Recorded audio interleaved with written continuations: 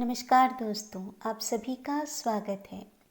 महादेव से प्रार्थना है कि आप सभी स्वस्थ एवं खुशहाल रहें। तो प्रस्तुत है मुंशी प्रेमचंद जी द्वारा रचित कहानी एक्ट्रेस। कहानी पसंद आए तो लाइक, शेयर, सब्सक्राइब करना ना भूलें। रंगमंच का पर्दा गिर गया। तारा देवी ने शकुंतला का पार्ट खेलकर दर्शकों को मुग्ध कर दिया था। जिस वक्त वह शकुंतला के रूप में राजा दुष्यंत के सम्मुख खड़ी ग्लानि, वेदना और तिरस्कार से उत्तेजित भावों को आग्नेय शब्दों में प्रकट कर रही थी, दर्शक वृंद शिष्टता के नियमों की उपेक्षा करके मंच की ओर उन्मत्तों की भांति दौड़ पड़े थे और तारा देवी का यशोगान करने लगे थे। कितने ही तो स्टेज पर चढ़ गए और तारा देवी के चरणों पर गिर पड़े। सारा स्टेज फूलों से पट गया। आभूषणों की वर्षा होने लगी। यदि उसी क्षण मेनका का विमान नीचे आकर उसे उड़ा ना ले जाता तो कदाचित उस धक्कम धक्के में 10-5 आदमियों की जान पर बन जाती। मैनेजर ने तुरंत आकर दर्शकों को गुण ग्राहकता का धन्यवाद दिया और वादा भी किया कि दूसरे दिन फिर वही तमाशा होगा। तब लोगों का मोहान्माद शांत हुआ, मगर एक युवक उस वक्त भी मंच पर खड़ा रहा। लंबे कद का था, तेजस्वी मुद्रा, कुंदन सा देवताओं का स्वरूप, गठी हुई देह, मुख से एक ज्योति सी प्रस्फुटित हो रही थी। कोई राजकुमार मालूम होता था। जब सारे दर्शकगण बाहर निकल गए, उसने मैनेजर से पूछा, क्या तारा देवी से एक क्षण के लिए मिल सकता हूँ?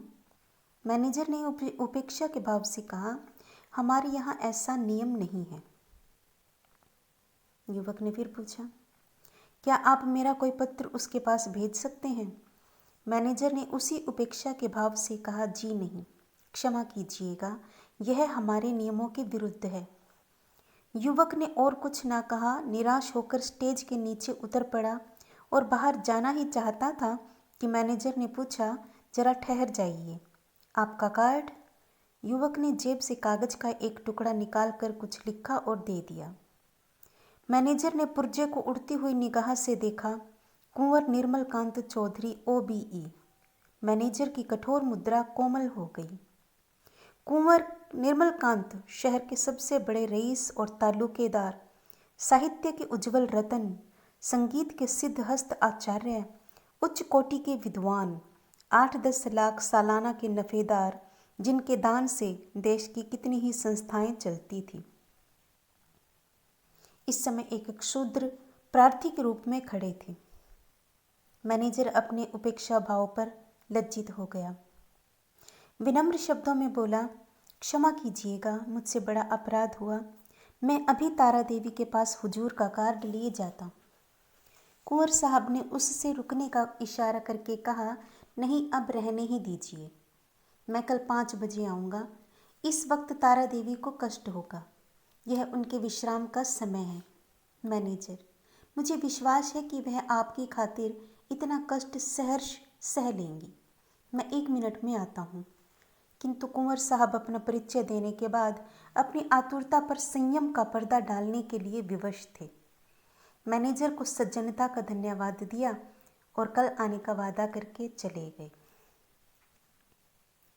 तारा एक साफ सुथरे और सजे हुए कमरे में मेज के सामने किसी विचार में मग्न बैठी थी। रात का वह दृश्य उसकी आंखों के सामने नाच रहा था। ऐसे दिन जीवन में क्या बार बार आते हैं? कितने मनुष्य उसके दर्शनों के लिए विकल हो रहे हैं, बस एक दूसरे पर फट पड़ते थे। कितनों को उसने पैरों से ठुकरा दिया था। हाँ, ठुकरा दिया था, मगर उस समूह में केवल एक दिव्य मूर्ति अविचलित रूप से खड़ी थी। उसकी आंखों में कितना गंभीर अनुराग था, कितना दृढ़ संकल्प। ऐसा जान पड़ता था मानो दोनों नेत्र उसके हृदय में चुभे जा रहे हों। आज फिर उस पुरुष के दर्शन होंगे या नहीं, कौन जानता है। लेकिन यदि आज उनके दर्शन हुए तो तारा उनसे एक बार बातचीत किए बिना जाने न देगी। यह सोचते हुए उसने आईने की ओर देखा। कमल का फूल सा खिला था। कौन कह सकता था कि वह नव विकसित पुष्प 33 बसंतों की बहार देख चुका है। वह कांति, वह कोमलता, वह चपलता, वह माधुर्य किसी नव यौवना को लज्जित कर सकता था। तारा एक बार फिर हृदय में प्रेम दीपक जला बैठी। आज से 20 साल पहले एक बार उसको प्रेम का कटु अनुभव हुआ था। तब से वह एक प्रकार का वैधव्य जीवन व्यतीत करती रही। कितने प्रेमियों ने अपना हृदय उसको भेंट करना चाहा था, पर उसने किसी की ओर आंख उठाकर भी न देखा था। उसे उनके प्रेम में कपट की गंध आती थी, मगर आज उसका संयम उसके हाथ से निकल गया। एक बार फिर आज उससे हृदय में उसी मधुर वेदना का अनुभव हुआ जो 20 साल पहले हुआ था। एक पुरुष का सौम्य स्वरूप उसकी आंखों में बस गया, हृदय पट पर खिंच गया। उसे वह किसी तरह भूल न सकती थी। उसी पुरुष को उसने मोटर पर जाते देखा होता तो कदाचित उधर ध्यान भी न करती, पर उसे अपने सम्मुख प्रेम का उपहार हाथ में लिए देखकर वह स्थिर न रह सकी। सहसा दाई ने आकर कहा, बाई जी, रात की सब चीज़ें रखी हुई हैं, कहिए तो लाऊं? तारा ने कहा, नहीं, मेरे पास चीज़ें लाने की ज़रूरत नहीं। मगर ठहरो, क्या क्या चीज़ें हैं? एक ढेर तो लगा है बाई जी, कहाँ तक गिनाऊं? अशर्फियाँ हैं, ब्रोचेज, बाल के पिन, बटन, लॉकेट, अंगूठियाँ, सभी तो हैं। एक छोटे से डिब्बे में एक सुंदर हार है, मैंने आज तक वैसा हार नहीं देखा, सब संदूक में रख दिया है। अच्छा, वह संदूक मेरे पास ला। दाई ने संदूक लाकर मेज पर रख दिया। उधर एक लड़के ने एक पत्र लाकर तारा को दिया। तारा ने पत्र को उत्सुक नेत्रों में देखा। कुंवर निर्मल कांत OBE। लड़के से पूछा, यह पत्र किसने दिया? वह तो नहीं जो रेशमी साफा बांधे हुए थे। लड़के ने केवल इतना कहा, मैनेजर साहब ने दिया है, और लपका हुआ बाहर चला गया। संदूक में सबसे पहले डिब्बा नजर आया। तारा ने उसे खोला तो सच्चे मोतियों का सुंदर हार था। डिब्बे में एक तरफ एक कार्ड भी था। तारा ने लपक कर उसे निकाल लिया और पढ़ा, कुंवर निर्मल कांत। कार्ड उसके हाथ से छूटकर गिर पड़ा।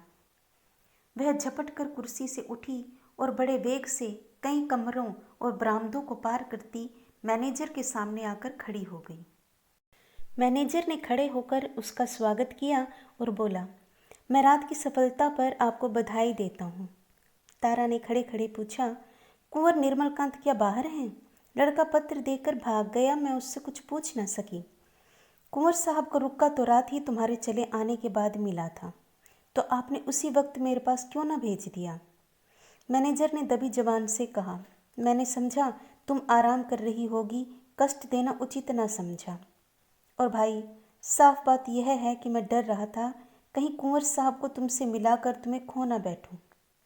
अगर मैं औरत होता तो उसी वक्त उनके पीछे हो लेता। ऐसा देवरूप पुरुष मैंने आज तक नहीं देखा।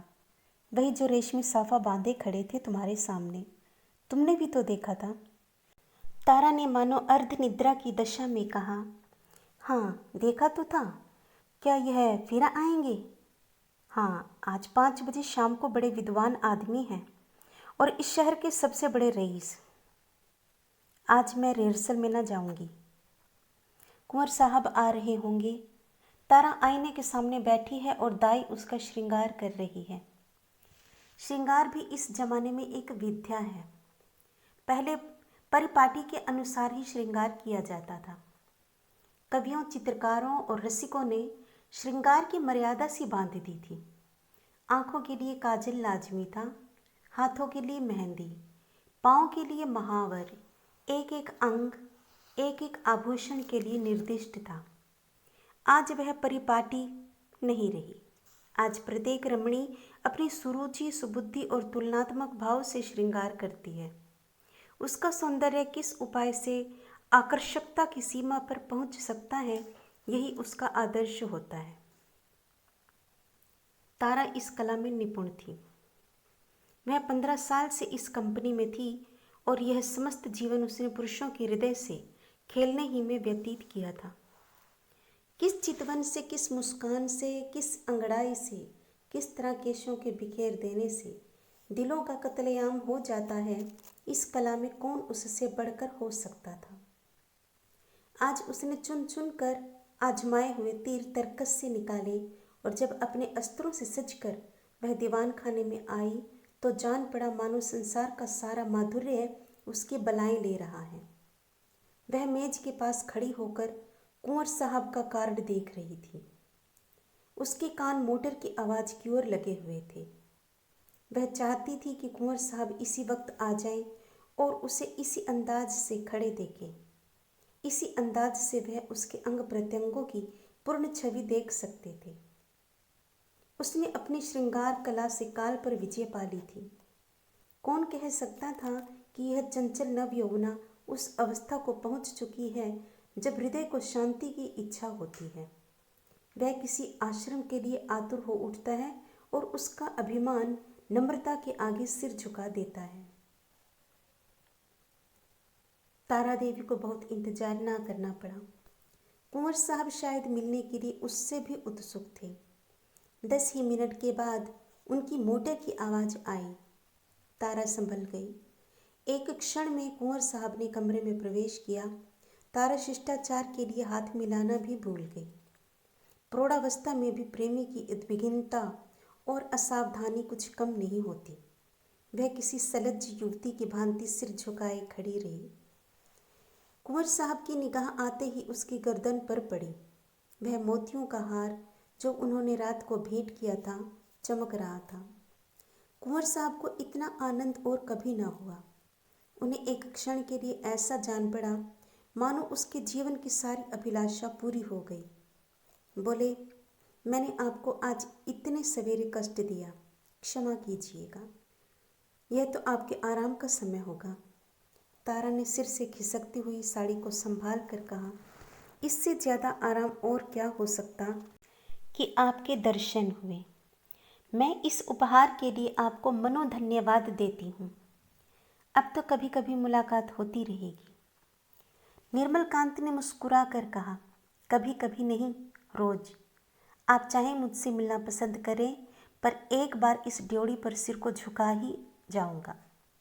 तारा ने भी मुस्कुराकर उत्तर दिया, उसी वक्त तक जब तक कि मनोरंजन की कोई नई वस्तु नजर ना आ जाए। क्यों? मेरे लिए यह मनोरंजन का विषय नहीं, जिंदगी और मौत का सवाल है। हाँ, तुम इसे विनोद समझ सकती हो, मगर कोई परवाह नहीं। तुम्हारे मनोरंजन के लिए मेरे प्राण भी निकल जाएं तो मैं अपना जीवन सफल समझूंगा। दोनों तरफ से इस प्रीति को निभाने के वादे हुए। फिर दोनों ने नाश्ता किया और कल भोज का न्योता देकर कुंवर साहब विदा हुए। 1 महीना गुजर गया।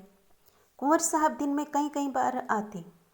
उन्हें एक क्षण का वियोग भी असहनीय था। कभी दोनों बजरे पर दरिया की सैर करते, कभी हरी हरी घास पर पार्कों में बैठे बातें करते, कभी गाना बजाना होता। नित्य नए प्रोग्राम बनते थे।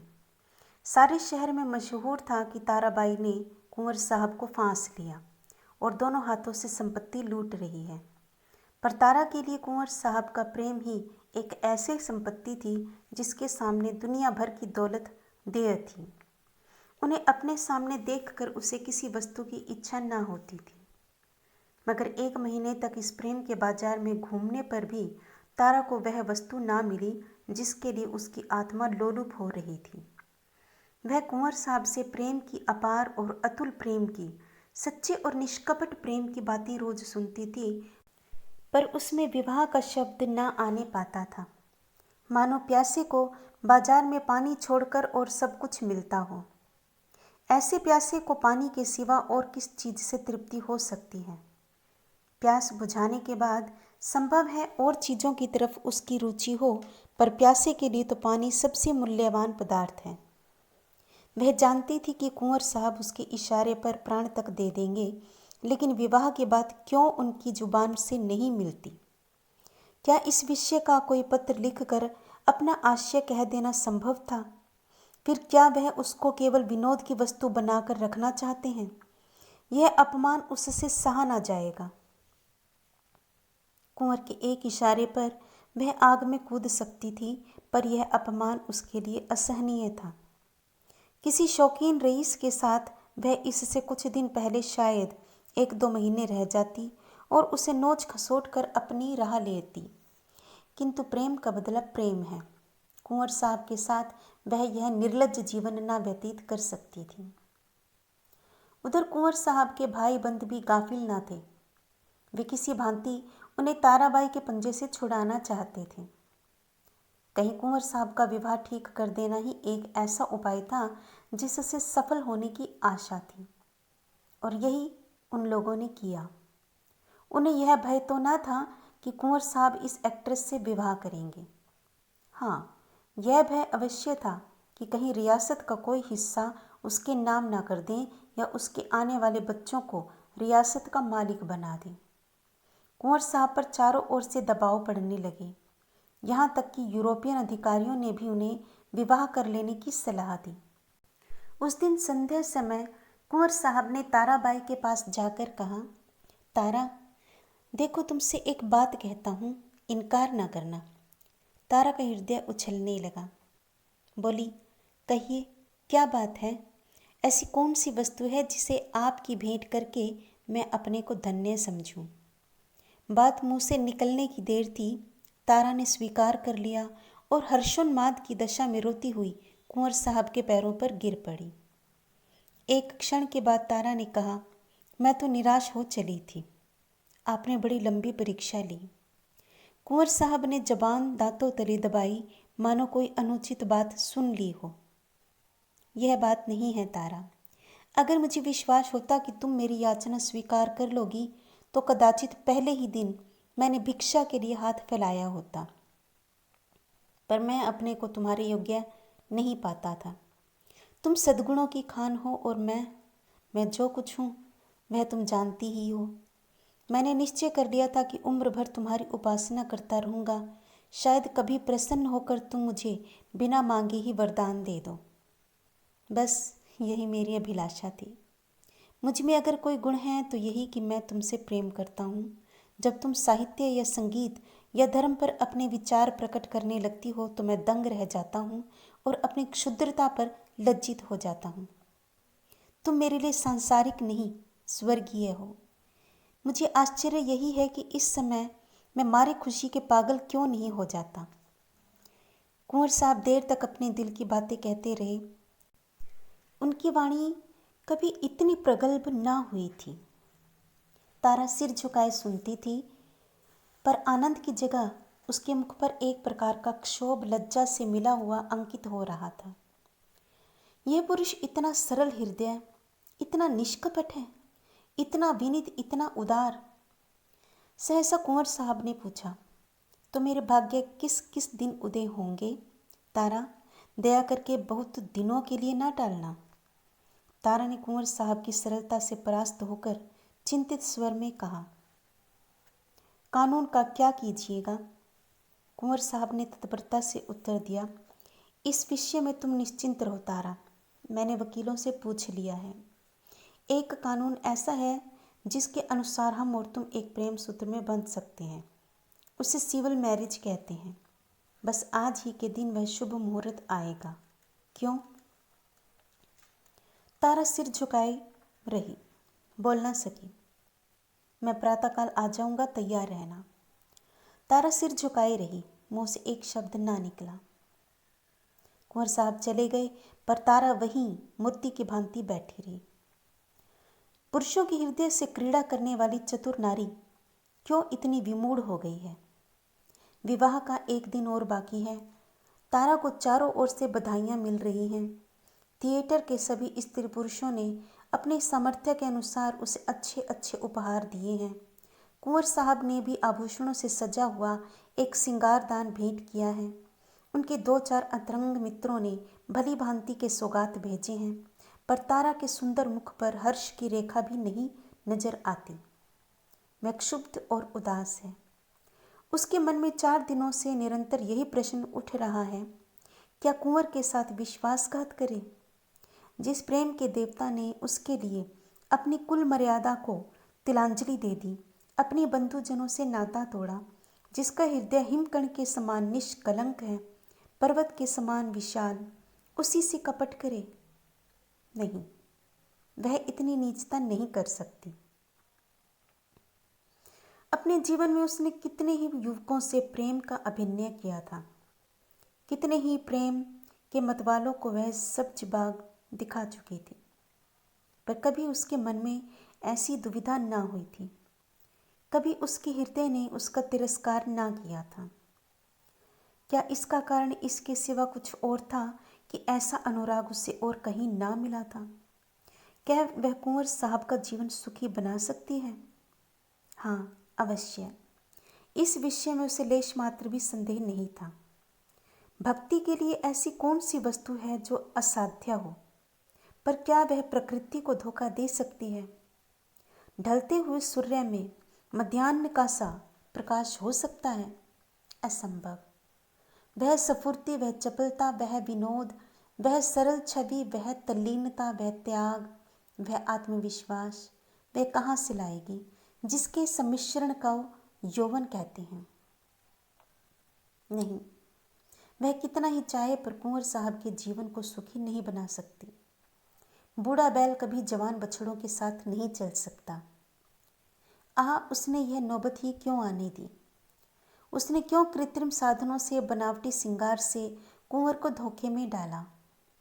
अब इतना सब कुछ हो जाने पर वह किस मुंह से कहेगी कि मैं रंगी हुई गुड़िया हूँ, जवानी मुझसे कब की विदा हो चुकी, अब केवल उसका पदचिन्ह रह गया है।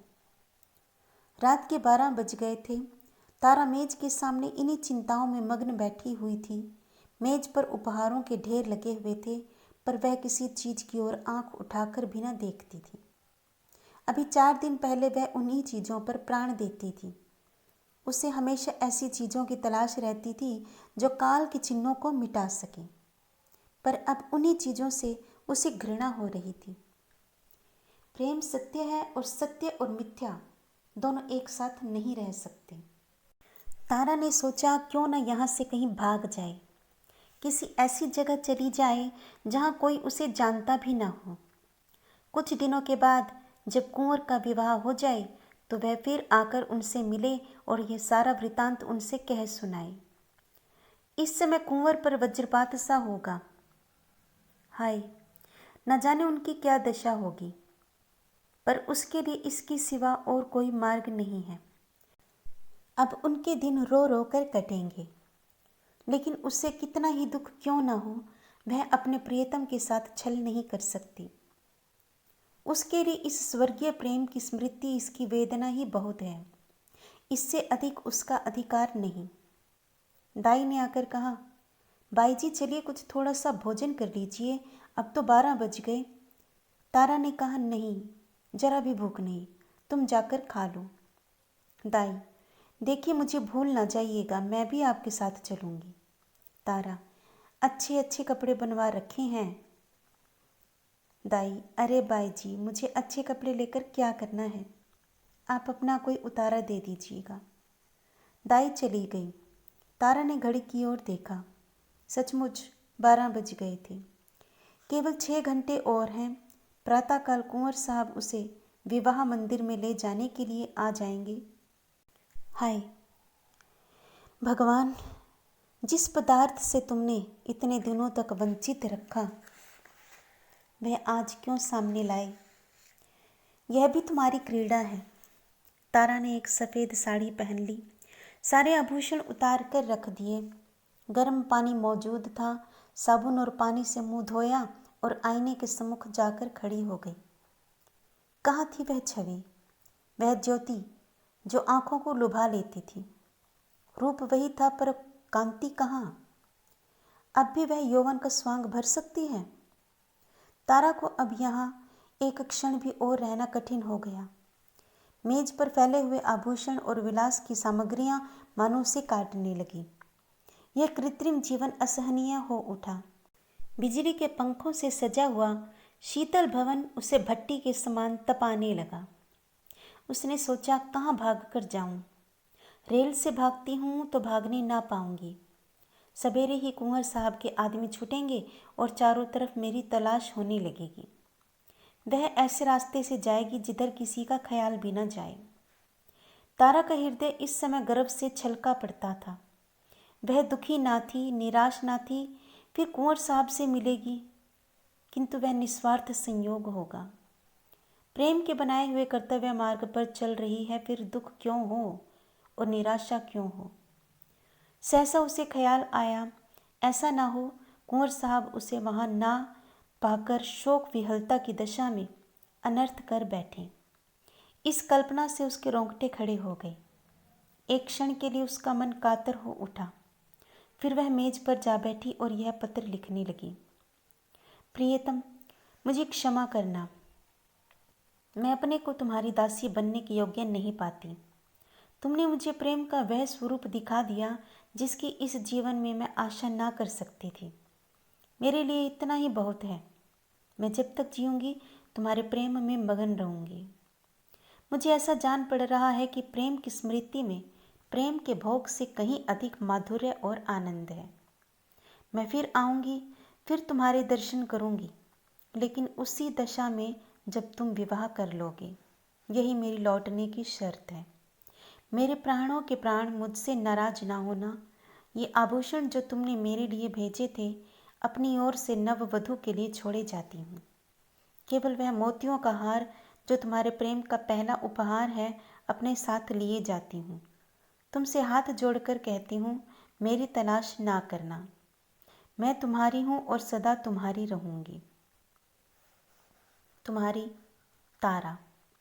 यह पत्र लिखकर तारा ने मेज पर रख दिया, मोतियों का हार गले में डाला और बाहर निकल आई। थिएटर हॉल से संगीत की ध्वनि आ रही थी। एक क्षण के लिए उसके पैर बंध गए। 15 वर्षों का पुराना संबंध आज टूट रहा था। सहसा उसने मैनेजर को आते देखा। उसका कलेजा धक से हो गया। वह बड़ी तेजी से लपक कर दीवार की आड़ में खड़ी हो गई। ज्यों ही मैनेजर निकल गया, वह हाथे के बाहर आई और कुछ दूर गलियों में चलने के बाद उसने गंगा का रास्ता पकड़ा। गंगा तट पर सन्नाटा छाया हुआ था। 10-5 साधु वैरागी धुनियों के सामने लेटे थे। 10-5 यात्री कंबल जमीन पर बिछाए सो रहे थे। गंगा किसी विशाल सर्प की भांति रेंगती चली जाती थी। एक छोटी सी नौका किनारे पर लगी हुई थी। मल्लाह नौका में बैठा हुआ था। तारा ने मल्लाह को पुकारा, ओ माझी, उस पार नाव ले चलेगा? माझी ने जवाब दिया, इतनी रात गए नाव न जाई। मगर दूनी मजूरी की बात सुनकर उसने डांड उठाया और नाव को खोलता हुआ बोला, सरकार, उस पार कहाँ जाई? उस पार एक गांव में जाना है। मुहा इतनी रात गए कोनो सवारी शिकारी ना मिली। कोई हर्ज नहीं, तुम मुझे उस पार पहुंचा दो। मांझी ने नाव खोल दी। तारा उस पर जा बैठी और नौका मंद गति से चलने लगी, मानो जीव स्वप्न साम्राज्य में विचर रहा हो। इसी समय एकादशी का चांद पृथ्वी से उस पार अपनी उज्जवल नौका खेता हुआ निकला और व्योम सागर को पार करने लगा। इसके साथ ही यह कहानी समाप्त होती है। आशा है ये कहानी आपको पसंद आई होगी। पसंद आई तो प्लीज़ लाइक, शेयर, सब्सक्राइब करना ना भूलें। And don't forget to press bell icon.